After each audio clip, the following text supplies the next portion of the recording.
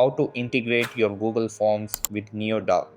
Hey guys, in this video, I'll guide you through how to integrate your Google Forms with NeoDove. Alright, so let's begin.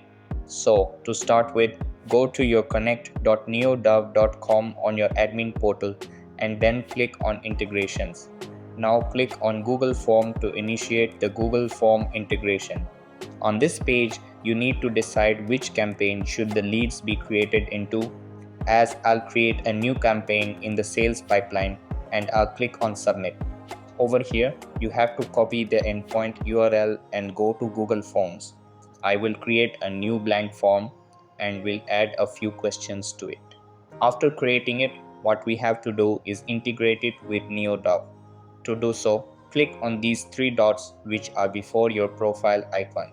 Then click on Get Add-ons. This will open up the pop-up for Google Workplace Marketplace. Over here, you need to search for NeoDove and click on Install to install this add-on. Once it has been installed, you can view it in the extension section as well. After that, you need to click on this icon, which you will now be able to see, which says Add-ons. Click on this and go to NeoDove CRM, click on Configure Notifications. Now go back to NeoDove and copy the endpoint URL and paste it here.